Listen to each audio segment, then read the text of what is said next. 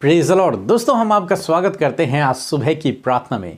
और प्रार्थना में जाने से पहले हम परमेश्वर के वचन की ओर देखेंगे, फिर हम आपके लिए, आपके परिवार के लिए और बीमारों के लिए प्रार्थना करेंगे। आप हमारे साथ में इस पूरी प्रार्थना में बने रहें। और आज मैं आपसे बात करना चाहता हूँ यशायाह की किताब उसका 43 अध्याय और 2 पद से, जहाँ पर कुछ इस प्रकार से लिखा है, जब तू जल में से होकर जाए मैं तेरे संग संग रहूंगा, और जब तू नदी में से होकर चले तब वह तुझे डुबा न सकेगी।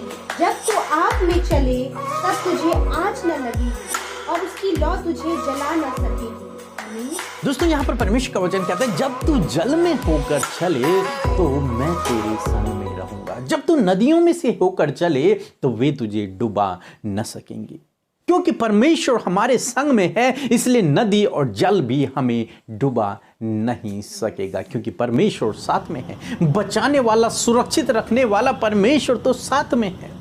आगे परमेश्वर का वचन कहता है, जब तुम आग में होकर चलो तो तुम्हें आंच न लगेगी, तुम्हें किसी भी प्रकार की तुम्हारी हानि नहीं होगी, तुम्हें उसकी लौ न लगेगी। क्यों? क्योंकि परमेश्वर हमारा प्रोटेक्ट करने वाला परमेश्वर है। दोस्तों, हम शद्रक मेशक अबेदनगो के जीवन में देखते हैं कि जब उन्होंने राजा को इनकार कर दिया कि हम तेरी मूर्ति के आगे दंडवत नहीं करेंगे, तो राजा ने उन्हें आग के गड्ढे में, धधकती हुई आग के गड्ढे में डाल दिया। दोस्तों, इससे पहले हम देखते हैं कि हो सकता है शद्रक मेशक अबेदनगो ने प्रार्थना की हो कि प्रभु हमें इस परीक्षा से बचा ले, परंतु उनकी प्रार्थना का उत्तर नहीं आया। तब उन्होंने राजा से कहा, पहले तो परमेश्वर हमें बचाएगा, और नहीं भी बचाएगा तो भी हम तेरे सामने दंडवत नहीं करेंगे। और उन्होंने फिर भी परमेश्वर के ऊपर विश्वास रखा कि उस परिस्थिति में भी, जब उन्हें आग के गड्ढे में डालने पर था राजा, तब भी उन्होंने परमेश्वर के ऊपर विश्वास रखा। और आप जानते हैं कि परमेश्वर स्वयं उन्हें बचाने के लिए उस आग के गड्ढे में उतर आया, और जब वो वहां से बाहर निकले तो उनसे आग की गंध भी ना आती थी।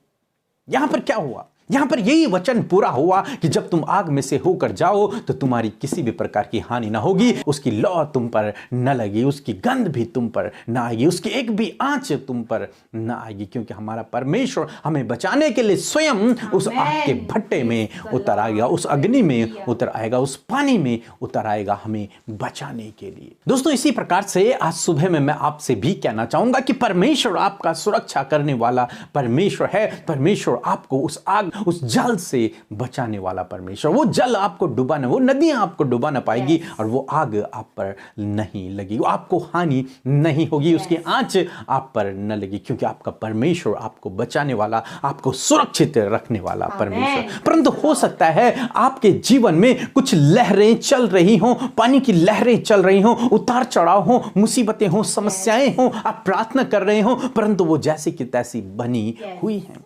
अब प्रार्थना कर रहे हैं, प्रभु इस परीक्षा से मुझे निकाल दे, इस समस्या से मुझे निकाल दे, परंतु अभी तक आपकी प्रार्थना का उत्तर नहीं आया। तो अब निराश ना होएं, आप उदास ना होएं। चाहे आपकी प्रार्थना का उत्तर नहीं आया, परंतु आपको इस विश्वास में बने रहना है कि जब तू आग में से होकर जाए, जब तू इन समस्याओं से होकर के जाए, जब तू इन परेशानियों से होकर के जाए, तो तेरा परमेश्वर तेरे संग में है, तेरा परमेश्वर तेरे संग में है। तुझे बचाने के लिए, तुझे सुरक्षित रखने के लिए परमेश्वर तुम्हारे लिए उन समस्याओं में, उस आग के भट्टे में, उस नदी में उतर आएगा और आपको वहां से बचा ले जाएगा। इसलिए आप डरे नहीं, आप घबराए नहीं कि मेरी प्रार्थना का उत्तर अभी तक नहीं आया, परमेश्वर ने मुझे इस परेशानी से बाहर नहीं निकाला, इस दुख से बाहर निकाला। नहीं, परमेश्वर आपके साथ में, उस दुख में भी, उस समस्या में, उस बीमारी में भी, उस परिस्थिति में, उस कठिन समय में परमेश्वर आपके साथ में है, वो आपको बचा लेगा। उसका समय है, वो अपने समय के अनुसार आपको वहां से बाहर निकालेगा, परंतु आपकी किसी भी प्रकार की हानि न होगी, आपको किसी प्रकार की लौ न लगेगी, आपको कोई भी आंच न लगेगी, आप उस नदी में डूबोगे नहीं, वो पानी आपको डुबा ना पाएगा,